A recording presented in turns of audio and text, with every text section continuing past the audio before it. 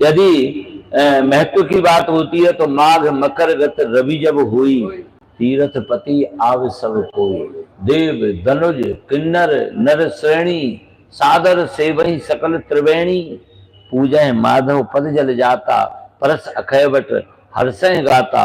और ये हर साल होता है वैसे, प्रति संवतति होए आनंदा, मकर मध्य गवन है मुनि वृंदा। तो यह जो परम पावन पर्व है, कल यहाँ से, कल कितनी तारीख है? कितना सुंदर शुभ अंक है।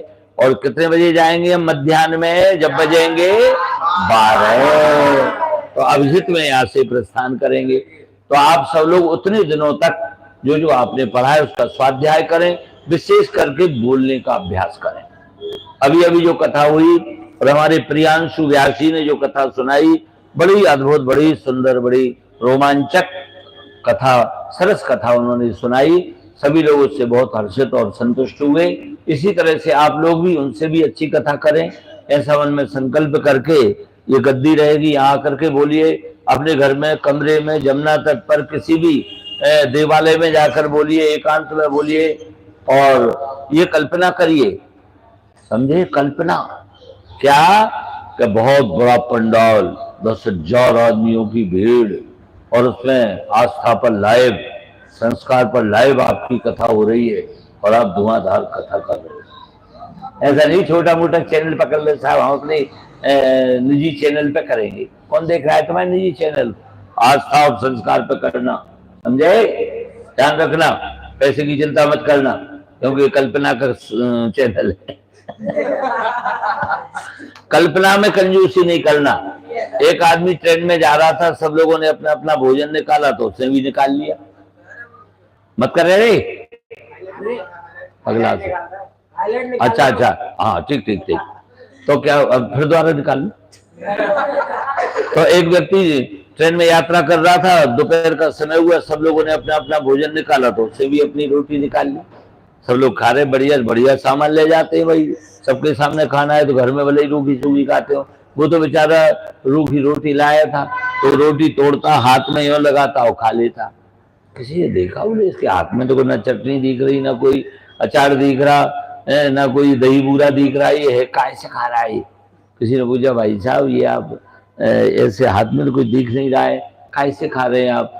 बोले हम कल्पना की चटनी से खा रहे हैं। अरे तो बोले कल्पना की से ही खाना है तो भाई चटनी से क्यों खा रहे हो? घी बूरे से खाओ। नहीं नहीं नहीं, बोले मैं अपनी कल्पना के बजट में ज्यादा खर्चा नहीं बढ़ा सकता।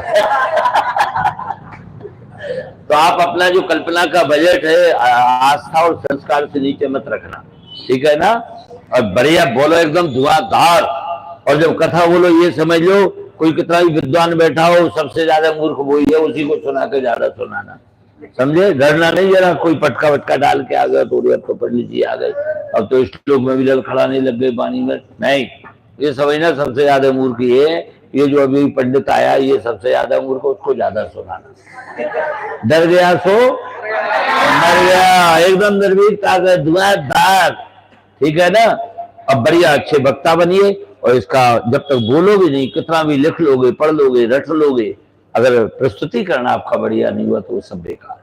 आपने देखा है वो बड़े महामूर्ख श्लोक नहीं बोल पाते, श्लोकों की कहो तो बोले हम तो परलोक की बात करते हैं, लेकिन उनकी कथा में अच्छे अच्छे शंकराचार्य फैले, वही सब बड़ी भीड़ उनके पंडालों में। क्यों? कि उन्हें श्रोताओं का उन्होंने नब्ज पकड़ ली कि श्रोता क्या चाह रहा है, जो चाह रहा है वो अगर आप परोसोगे तो बड़ी स्वादिष्ट समझ करके और रुचि से लोग बाग उसको स्वीकार करेंगे। और तुम जबरदस्ती अपने ब्रह्म ज्ञान को थोपोगे, अपने वेदांत को थोपोगे, तो दूसरे दिन धीरे धीरे श्रोता कम होते चले जाएंगे। इसीलिए वक्ता की पहचान ये है, पहले दिन जितनी मेहनत करके यजमान ने आदमी बुलाए हैं उनको बढ़ाओ आप। अब ये ड्यूटी आपकी, उसने पंडाल दे दिया, माइक दे दिया, आपको पैसे देने की सारी बात कर दिया, संगीत वाले दे दिए, है ना, सब कुछ प्रचार प्रसार करके आपको बिठा दिया, फिर भी अगर आप फेल हो गए तो ये हो गई जेब कटी ठगी। इसलिए ये आपके ऊपर है, फिर उस भीड़ को बढ़ाओ। कथा में और सिनेमा में उल्टा होता है।